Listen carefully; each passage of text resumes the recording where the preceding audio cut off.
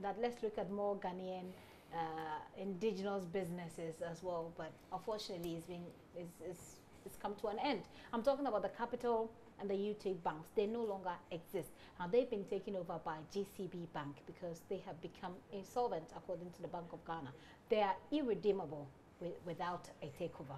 On Monday, we saw what many has described as a bank coup d'etat, when symbols of both banks were replaced by that of GCB. And I'll bring you what the GCB and the Bank of Ghana are saying about what's at stake. But the latest to this story is what the head pastor of the ICGC, Pastor Mensa Otabil, has been saying. Hear this.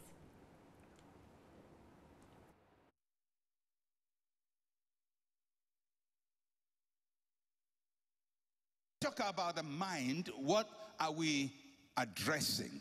And there are three areas that we would look at when we're talking about framing your mind. The first is your memories. Your memories. Your memories have to deal with what has already happened. When you go through a bad patch in life, you're going to start thinking about the past. And when you think through the past, you try to reconstruct the past in a different way. If I had done this way, if so-and-so hadn't done this, if this person hadn't said this to me, and so on. And as you stay in your memory, if you don't hold your memory well, then you start blaming people. You blame other people, you blame yourself, and you go into the blame game. The memories are very important. The second is the reality. The reality is what is happening now. And I experienced quite a bit of that this week. Reality. Reality is when you hear stuff you don't want to hear, when people are insulting you, people who have no right to insult you are insulting you, people who look like an insult to themselves are insulting you, and you say, wow, thank you, Lord. Thank God for mercy, for giving him grace to insult me. Because if God had not given that person permission, they wouldn't be able to do it. But that's reality. The reality is, you know, there are people that when you are down, they feel up. Because they've been down for so long, that when you are down, they feel I have climbed the Lord. Not that they have climbed, but they are happy that somebody is down. There are people who will kick you when you are down. And sometimes people you have helped will kick you when you are down. People you have encouraged will kick you when you are down. It's the reality. It's the reality. That's the world, unfortunately. So, in your mind, you have to deal with reality. What is happening now? What you're hearing? And personally, I try not to hear what people are saying. But, you know, sometimes people will report to you in an effort to encourage you. They will become second carriers of information. It's like, you know, you go and hear somebody says, you know, excuse me to say, he says you are a fool. You didn't hear it. And then somebody comes and says, I was with him. And he says you are a fool. So what you didn't want to hear, they've passed on to you. So in an effort to encourage you. So that's reality, where things sometimes get to you. And then imagination, and that's the most difficult part. Imagination is when you are thinking about what is yet to happen. It hasn't happened, but you are thinking of it. And it has to do with the future. How will things stand out? When we go through this situation, will I come out? What will the future be like? And you begin to imagine all kinds of scenarios. Now that is your mind, your memories, the reality, and your imagination. And the Bible says you have to take these three and control where you stay them. And he says you keep him in perfect peace whose mind is stayed on you. In other words, you can stay your mind, your memories, your reality, your imagination on yourself. And when you do that, you'll be depressed. You can stay it on somebody else, blame somebody else. And when you do that, you'll be depressed. But when you stay it on the Lord, that is when you find your shalom. So that is Pastor Mensa Otabil today preaching at church and that preaching is obviously in connection with the takeover of the UT and the Capital Bank. Mind you, he's connected to that story because he is the board chairman of the Capital Bank, and he has a 3% share. 3% shares in the Capital Bank, and the church has a 3% share as well, so that makes it 6% share in all. Let's listen to what the GCB Bank had to say about what is at stake. They're referring directly to jobs at stake because remember, the banks, the banks were just taking over. They went to work on Monday and they had to wait until the logo and everything of the bank had changed for them to start working. So let's hear the GCB that's taking over those banks on what's going to happen, and then when we come back, we'll look at the vexed issues. They have to speak to the receiver. The issue about jobs, which will inevitably go, we shall conduct a skills assessment.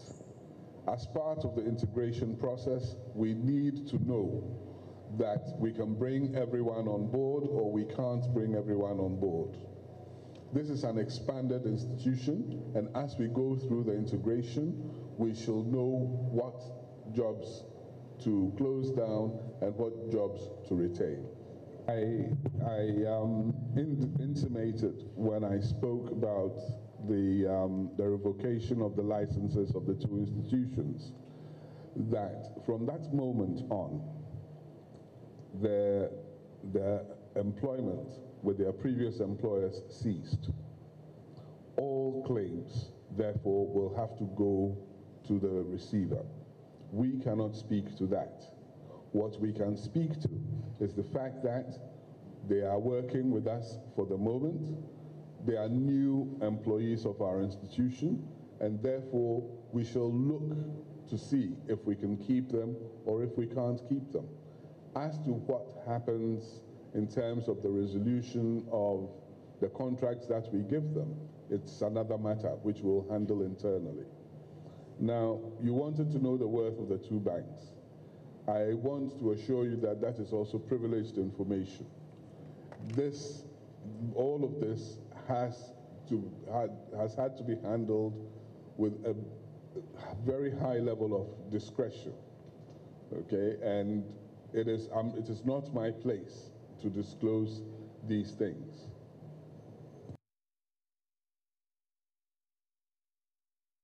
So that's the managing director of GCB talking about what the company is going to do. Now, what they're saying they'll be doing is to conduct a skill audit to see who they can keep and who they can let go. Basically, the jobs of people working in those two banks are hanging in the balance. Now, myriad of issues have come up over this issue, and I'm going to leave it to you to take what your highlight is. There's an issue of conflict of interest, because the Bank of Ghana says it is going to investigate the banks. The UT Bank, I mean, even though they don't exist anymore, they're going to investigate what happened, what may have led to the insolvency of the bank. So they'll be conducting that. But then yesterday on Newsfile, for instance, George Lowe, former member of Parliament for South Dai. I think it's South Dai, was saying that the Bank of Ghana is pushing itself into a conflict of interest zone because on the board, Comfort Okwan is on the board. Comfort Okwan is wife of Albert Okwan, who is a pastor at ICGC. And ICGC is, a shareholder in Capital Bank and is connected also to the board chairman, which is Reverend Dr. Otabil. So that conflict of interest bit is there when it comes to investigating management of those banks and the financial malfeasance that may have occurred there. There are jobs at stake. The people who work in UT, those who work in Capital, they're hanging. They're not really, and we just heard from the GCB, they're not really sure what is going to happen to them. Some may work, some may have to be let go. Is it also fostering indigenous timidity? People are saying that, look, you are destroying local banks. If they don't have money, why don't you just push in financial support for them, put them back on their feet? The Bank of Ghana has said that they tried that, it didn't work. What other implications would there be for the GCB? They're taking on not just the assets of these banks, but also the liabilities, even though PricewaterhouseCoopers is supposed to be the receiver, and in this case, they are going to be managing all of that. What assets they are, what liabilities they are, what are the implications for the GCB, and why are other banks panicking? What reason do they have not to panic in the first place? Let's look at these issues. What for you will be your highlight? If you want to start with me? Oh, yeah, okay, sure. Anybody who wants to start. Okay, then let me take it first. For me, I think I should commend the Bank of Ghana for the secrecy surrounding all of this. Until last Monday, I don't think anybody except those within those circles knew that this thing was going to happen. And so at 8 o'clock in the morning when, I mean, those of us in the news business were trying to put our business news packages together, and then we had this breaking news that GCB had taken over. It was a shock, it was a surprise to many of us. So the secrecy surrounding all of this. Why is that such a good thing? I was going to come to that, even though opinions are divided, because what has happened, they were saying that if they had announced it before, or if we had gotten wind of it, it would have created panic in the system, which I agree with. But at the same time, now that they kept it so secret and within 1 week things are happening, it is also creating some panic in the system. I mean, you may not be saving with GCB or UT or Capital Bank, but all the same, whichever bank that you are with, you are wondering whether your bank is whether safe. You're safe. Whether you're safe. But it said that customers are not going to be affected. They will not be affected, but yes, if you the were a amount shareholder, of money. Yeah, the amount of, well, those are the top. Definitely will be affected. Yes, but not if you were a shareholder, it could be any ordinary person. Okay, well, that's something that the PricewaterhouseCoopers, which is the receiver in this case, are supposed to be, you know. Gifty, we cannot say that for sure, because what Pricewaterhouse is going to do is to sell those liabilities, is manage the liabilities and get some money out of it, and then take care of all the indebtedness of the two banks. What is left, then they will start thinking about you and I, who are maybe shareholders of UT or Capital Bank. So, lucky you. So that is the situation. So if you are an investor, maybe you have deposits in any of the two banks, you may not be affected one way or the other. But if you had shares in any of these two institutions at the stock exchange, now that the UT has been delisted, what is going to happen to my shares?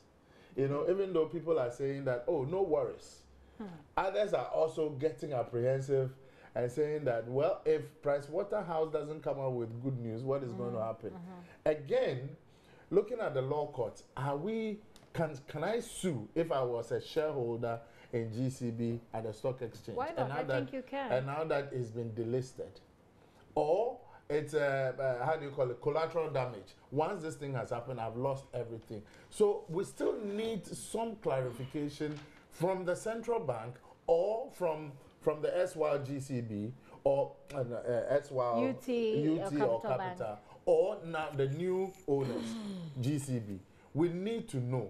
But that has been shrouded in some level of, not secrecy, but it's just that uncertainty. There's so much uncertainty about it. For me, that is the key point. Okay. If you're a shareholder, what happens? Those who are going to lose jobs, for sure. I mean, it's better to know now that I'm going to, if I was a worker at GCB, at UT or Capital Bank, I'm going to lose my job. But how fair is that? That isn't fair. And I think the Minister of Labour has stepped in, and I think there's some kind of conversation going on. But that's certainly not fair. You can wake up one day and lose your job. But unfortunately, GCB, you don't expect GCB to absorb all of these people. Well, that should have been a part of the discussion with the Bank of Ghana from the outset. So that on our street here, Fanofa Street, if we have GCB here, and then we have Capital Bank, or we have, how do you call it, UT Bank, close, face to face, what is going to happen? Now, the workers in UT Bank, are you going to consume all of them in there? Definitely. That's what they should do. That's what they should have thought of. Some people are going to lose their jobs. Anyway. And you heard Mr. Sowa, GCB boss, saying that for now, they'll be working with us. But in due course. Yes. In due course. And when is due course? Could be next month, next 2 months. People just can't lose their jobs. It's really sad indeed. Malik. Yeah. Okay, so Gifty. the unfortunate story surrounding the takeover of these banks sadly exposed the sinister side of the Ghanaian. I was on leave, but I was following the discussions on Facebook. And the first response after the announcement of the takeover, in many, many respects, was one of jubilation for some. Yeah. And I felt sad as a Ghanaian. Was it jubilation or something? Would you just say mockery rather than jubilation? Well, my judgment is that it was one of jubilation. Okay. And I thought that if you have any society where a private business collapses and you have people in that society excited that a private business has collapsed, then is that the case? Then you have a problem. Some people are jubilating. Yeah, what's he saying is that was what happened on social media, which was something I wanted us to tackle different, but it's okay. We already people saw it coming though. Yeah, we were already hard pressed with time, so Yes, let's deal with there it. were people who clearly were excited that this had happened. And you saw all these stories being shared about Kofi Annan being once saying that if people, it is stupid people who pay tithes and therefore he thinks he's smarter than God and blah, blah, blah. So it serves him right. And people, well, Utabel is the one who criticizes everybody. His bank has collapsed. They were even suggesting that he owned a large share of the bank. There was clearly indications that some people We're happy about what has happened. That this had happened. And that worried me a great deal because there is unanimity of opinion that in every society that has done well for itself, it is private enterprise that has been the fulcrum of growth and for the creation of opportunities and jobs for people. But in the same vein, they should be doing the right things. Absolutely. And I'm saying that the people who were clearly excited were not pointing out wrongs that the two banks had engaged in that led basically attacking the personalities. Yeah, they were doing the personal They stuff. were just looking at the personal stuff and they were excited that this had happened, that the misfortune had befallen people, and they were excited about it. And that worried me a great deal. Okay. There are very, very great companies that have collapsed. Remember the credit crunch in 2007? 2008. You know the big, big companies, the Enrons, which collapsed? These are big, big companies. And the governments of various countries had to put in billions of dollars to shore up those companies. So if a private indigenous bank is struggling, all of us should be sad that this is happening. And all of us should, whatever contributions that everybody can make to get the central bank to take the right decisions to help those banks to stand on their feet, so that the hundreds of thousands of people who are earning their keep from working for these institutions will continue to have hope. But now the banks no longer exist. Now it's only GCB, which is, you know, our former bank, bank that Now they are in charge. There's no UT and there's no Capital Bank. I hope that they can manage the processes in a manner that will bring as less pain as possible. And that leads me to the rather risible arguments about conflict of interest. Okay, briefly. I think that it's a very tenuous argument. The attempt, I think no matter how you stretch it, you can stretch it from Accra to North Dai. It will not cover what George Lowe was talking about. Okay. Is it not problematic to say that Albert O'Krine is a a pastor at ICGC? Which owns shares in Capital ICGC Bank. has shares in Capital Bank. Albert's wife is a board member of Bank of Ghana. Therefore, if Bank of Ghana investigates the collapse of the banks, it may be caught in conflict. I think it is the most tenuous argument anybody can make in respect of this matter. To say that is to suggest that the Comfort Ocran has so much influence that she can, what if she decides to not be part of it? In any case, who says it is the board which is going to do the investigations? Is the bank not distinct from the board? The bank as an institution. Who says that the bank cannot function without authorization of the board? And who says that the banks take direct instructions from the board. Who says that? So that to argument say for you that doesn't to hold say at all. that a board member's husband is the pastor of a church, which just look at the journey. It's quite long for you. I mean, Okay. it's quite long. It's 10 years.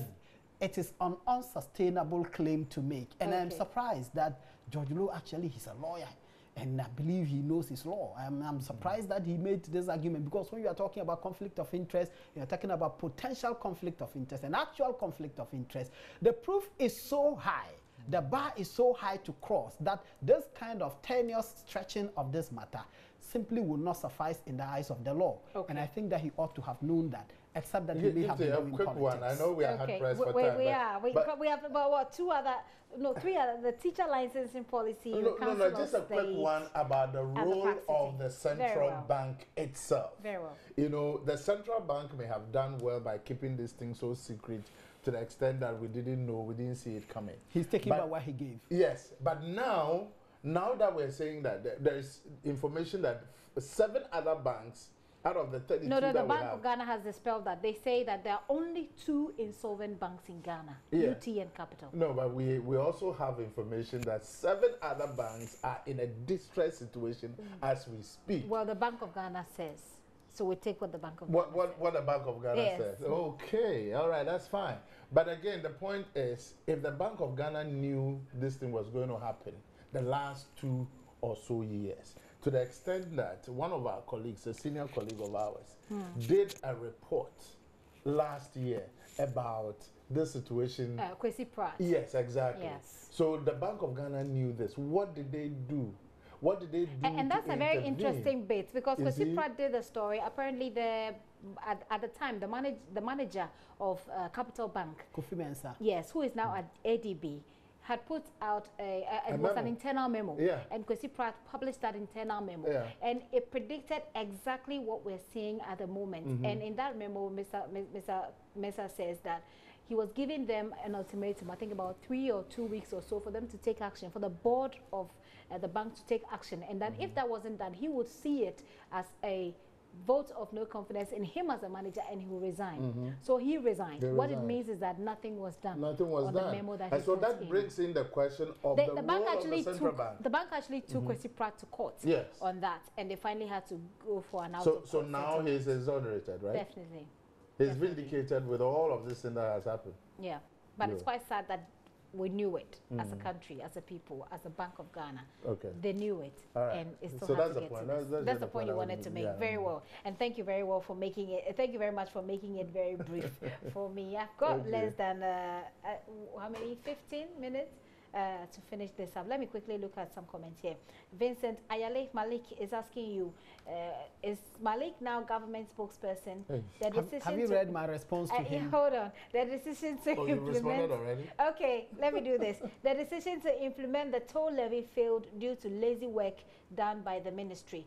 Now is backfired because Ghanaians are now wide awake and will not be imposed upon in any way. So he's Okay, making so the point I have made. So what was the basis for definitely. his So question? you ask him a question. He said he's responded to your question. He says there was a question asked by Chidi, which you rushed to answer on behalf of government. I don't know whether Which one? that is government stance He's, or yours. he's uninformed. Okay. His view Vi- is on the Vi- matter Vi- is uninformed. Vincent, Malik thinks that your views are uninformed. No, Look not into his. it. I said his views. His view on this On particular this matter particular matter is is uninformed, because I was Okay. explaining to Yeah. Chidi that Yeah. the matter that brought this issue up again was the MP's comments. Okay, so it was just So how responding, is was that a just government providing position? information. Yeah. Basically, Malik was just providing information. Vincent Ayale If you want to again, criticize, says have that your the facts people- right. The people who look like insults are insulting you. This reminds me of Eye for an Eye. You're referring to Pastor Otabel. I wonder if really GCB will be up to the task. Already GCB itself was not living to expectation, and now we are adding more load. Don't forget that some time ago GCB nearly collapsed. Okay, so some people have actually described it as moving from Galaxy International to Tridium Whiskey. I don't know what that means. I really don't. But in terms Okay. of customer service, has GCB anything improved? changed? I haven't Okay. been to GCB in a while, so I don't know. Has it changed? I don't know if to it be has able changed. to take on all of this responsibility. But a friend of mine told me a very interesting story, which is what we're going to end this on. Okay. He says that he went to the bank, Ghana, at the time Ghana Commercial Bank and was not happy with the customer service. So he walks to the lady and says, what are the processes for closure of accounts? I want to close my account. The lady was so quick to give him the information. The processes that you require to close your account. You know, because elsewhere in other banks, in private banks, they will ask you, why? What's the problem? Yeah. And the moment they ask, like, okay, you just talk to Malik and talk to Frechidi and they'll sign it off and that's it. And he was like, I was expecting them to ask me what the problem was. Just a little information that I got that I'm sharing. Okay. Anyway, but DCB is our own, so we look to protect it, don't we? But we expect good services as well. Let's look at teachers and see if we'll be able to touch on the other subject before we leave. Government is looking forward to a licensing regime for teachers. Now, details of that program is being disputed and leading to questions about who actually put that kind of information in the media. The NTC has called for calm, and it appears that teachers understand this call. But let's look at the merit and demerit of a licensing regime for teaching in Ghana. Is it necessary or is it a waste of time? We will not be able to play back some of the sound bites because of time. But let me start with you, Malik, or anybody who is ready to start. Teachers are going to be licensed. In the UK, it is normal. It is normal practice. I don't know whether we could argue that the environment, or let's say certain factors that pertain in the UK, you cannot say pertain here in Ghana. So it may not be, you may not be comparing, you may not be doing a very good comparison if you want to compare what happens in Ghana to what happens in the UK. Is it a waste of time? Is it something that you think would help our education system? Okay, so Gifty, there are two things which are not in doubt. One of them is that the standards of our education are falling or have fallen. The other thing which is not in doubt is that teachers have contributed to the falling standards. Another issue which is not in doubt is that it is not only teachers who have contributed to the falling standard, there are very many other factors as well. Whoever generated the idea that licensing teachers will be a solution may have had good reasons. My point is, we license drivers in this country. The DVLA, the Road Safety, National Road Safety Commission, all have agreed that a chunk of accidents in Ghana are as a result of human error. Which means the people that we license to drive on our roads have many of them should not be given any license, and those licenses should be revoked. If the example of the driver's licensing system is anything to go by, then I think that we have a lot of work to do to make this teachers' licensing achieve the objectives for which it is being contemplated. So we ought to be clear exactly what are the objectives we're seeking. We want the standards to go up. Absolutely, because Gifty, I have taught before, and we woke up one morning and then we were told that, look, we want to give the management of schools in the hands of the community. So they generated what they call school management committees, and every school in every village was supposed to have school management committees that will go to the school and ensure that proper teaching and learning happens. It doesn't happen. We have circuit supervision, and circuit supervisors are supposed to go to school in many, many areas. They don't go to school. School opens, they go there. They don't go there again till school closes. So there are fundamental issues. Teachers are supposed to do lesson notes. They never do their lesson notes. The head teachers don't sit in school. There are so many, many problems. Will licensing deal with these problems? Okay. How? Okay. Will licensing deal with this problem? How? The teachers themselves have been agitating, and in fact, the NTC says that it's not, the teachers' agitation is based on the fact that they think that they've been left out of the stakeholder engagement. But the NTC says they've been engaged at every point in time. The teachers also have issues with who is going to pay. It's like there's still the need for a lot more information. Yeah. There's still a need for a lot more information. What are your own thoughts? My views are this. I think that whoever put out the information spoke too soon. And I believe it must be the sector minister, our good friend Apo, right? He probably put up the information. Because I'm saying this because the NTC itself, the National Teachers Council, is also calling for consultation. So it means that this thing was not thought through carefully before the minister said it. The minister has been busy these days because he's preparing for school fee. Free SHS. Did I say school feeding? He's preparing free for SHS free- next month. free And SHS Ghanaians are waiting for it. in a couple of weeks. So, and then probably this one just slipped through, you know, maybe it's a slip of tongue. He probably should have done a little more of consultation before coming out with it. Now, the issue about licenses, I'm not sure if that is what, like my friend said, is going to improve the teaching and learning process in our schools. But if you know that you're a teacher and you're going to be assessed before you're given your license is renewed. What form of assessment? What form is the assessment going to take? I heard something yesterday that probably it may even be oral. Maybe it's going to be a Q&A session where so we you don't and I will know. say that. We don't know. So it is early days yet. So I think that we need to take our time to really understand the thing properly before jumping into conclusion as to whether it is the panacea to all the problems confronting our educational system. Now, lawyers get their licenses to practice, isn't it? Journalists, I'm not sure we are even ready to start talking about that yet. It's not bad. It's something that perhaps we should start talking about. You know, so that if it will raise the standard of the practice, fine. But in terms of teachers, who is it the new teachers that are going to write this license, or my 65-year-old auntie who is almost about to retire, who is on contract, you know, has another year or two, who is going to now write or be interviewed for license? All of those things need to come out. Let me tell you the biggest problem confronting our education as far as teaching is concerned. Finally. It is supervision. And our boss, Elvis Kwashi, by now he's not watching. But why are you speaking undertone? He doesn't have a lot of He doesn't have a lot of hair. I'm sure Elvis is watching. Elvis, if you're watching, I'm not a part of that. Oh, he's a great man. I'm just saying. He's saying you don't have hair on your head. Did I say that? Yes, I heard that. Okay, so Elvis Kwashi tells me every day. He says, people do what you inspect, not what you expect. What has happened is that at every stage of our teaching process, inspection is completely missing. How do you explain this?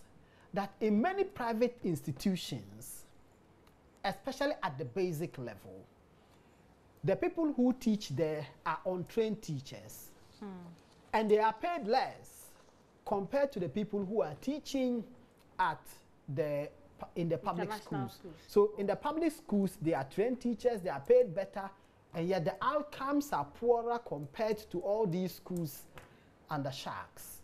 Why? The difference is supervision. And I can give you countless examples.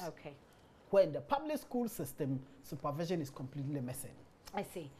It's about supervision. It's about a lot more information that's needed to clear out all of those doubts so that we know what exactly the teachers are going to have to go through, and for the teachers also to perhaps up their game. At the end of the day, is a nation that benefits. Well, let's look at, we have a few minutes to wrap up. Let's look at the Council of State, and I'm sure we can make that very, very, very brief. Let's start our conversation with them, with their meeting with the president during the week. They presented their report, which endorses the creation of more regions. President Akufo-Addo accepted and is in the process of setting up a commission of inquiry to deliberate on the details. But some have said that this is not the way to go. Creation of more regions, but it appears we're already, far advanced. The plans are far advanced, so there isn't a lot of time to be talking about whether or not it's the way to go. It looks like something that's already starting. What do you say? We're talking about the Council of State. The Council of State. Two issues, actually. Two issues. One about their endorsement of the creation of more regions. Oh, but that's rubber stamp. But that's rubber stamp because and then one about more power for them. It was a campaign promise made by the president, and then the Council of State comes in and say, okay, go ahead and do what you have to do anyway. Yeah, because per the Constitution, the president couldn't have just gone ahead to do it. He needed the endorsement or the advice. What is the value of an advice when it would just be accepted en bloc? What is the value? Because, look, I'm saying this because the Council of State is supposed to advise the president. Now, and the president is not obliged to accept the advice. So what is the value of it? And these are people who have achieved so much. and have been put together, and yet are taking so much largesse from the state, and they retire on their salary. They are driving the V8s, and you're talking the Council of State? The Council of State, and their salary is why is that a problem? They're advising the presidency, advising government on how to do his job. When Kufuor and Rawlings met at Gimpa, yes, at least for once they agreed on the... No, I think that one of them, President Kufuor, for instance, wants to... We have that sound, but unfortunately, because of time, we can't play. Both of them are saying that, the Council of State is still relevant. It's still relevant, but then one of them wants more powers for the Council of State. Actually, calling for them is suggesting that it will be a second House of Parliament or something like that. Where President Rawlings says, no, that should... You see, but my critical issue is, why will I advise you and then you are not obliged to take it? And these are people that we are paying. For me, I have issues with the Council of State. You know. Okay. All right, I think that it has. Well, I think the president has said many times that he intends to take the Council of State more seriously than it has been taken in the past, and Senior admits that the people there are persons of substance. Oh yes, absolutely. Yeah. We may not know the range of advice they give the presidents. It is entirely possible that now and before, and maybe in the future, they have given advice, pieces of advice, that have stopped presidents from embarking on a course of action. So let's know. Except that we will not know. We need some transparency. Let us know the quality of advice that they are giving to the president. I think it's a reason why there is value in the suggestion that they themselves, I think either Kufuor or Rawlings was making about the need for their sentence to be open. Well, which is problematic. I think what should happen is that when they give the advice, maybe that advice should be made public. To be made public. Yeah. That has been if their job is to advise the president, why do you want the advice to be public? And the president has a cabinet that advises him anyway. Okay, all right. Well, they should go on retirement. At the meeting at the Flagstaff House was also civil society organizations. Now, civil society organizations, they went to talk largely about corruption. I have to wrap up right now, but quick. If you just give me one sentence each on the asset declaration, they've been asking the president to declare his assets and make that public so that it will inspire his appointees to do the same, all in the spirit of fighting corruption. They also want the prosecutor, the special prosecutor, but they want him to take account of all corruption issues or issues that would have been reported to them, even when he takes office and those issues are, long gone. They should go back to look at it. Briefly, let me take I wish we had an hour to talk about all of this, but unfortunately we have to go. They would have to create another space. I think what will sum it all up is what Domelevo said. He's the Auditor General, right? Yes. And he says that this thing about how he pronounced the name. Domelevo. Next time. Because I'm an Ever, so I'll be able to pronounce it properly. Now, what he said was that all of this thing is a joke, and I agree with him. Okay. Because what is the essence of declaring your assets in an envelope and put it under... Unless it is published. So you want it published as well? It has to be open. Okay. It has to be Malik, open. I have nothing useful to add. Nothing useful to add. Okay. Well, on that note, we're ending the show. But Daniel Atta says, I, being a teacher, indeed welcome the licensing of teachers, just as other professionals. But the shape and form of this so-called license is the problem. And again, just like Malik said, Ghana education is bedeviled with a plethora of challenges. So what problem will this license solve? And finally, we all attend interviews and write exams, even as part of the whole process. Sometimes we write about 3 different exams before we are finally employed. That is Chris and Sasaki. Thank you very much for bringing in your comments. This has been Editors Forum. My name is Gifty Andopia. I've been here with Fred Chidi, a veteran journalist, and also Malik Abbas Dabu, my very favorite panelist here. He's editor at myjoyonline.com. In less than 30 minutes, we bring you JoyNews Prime. I'm sincerely excited that you're able to join us, and thanks a lot to the entire production team.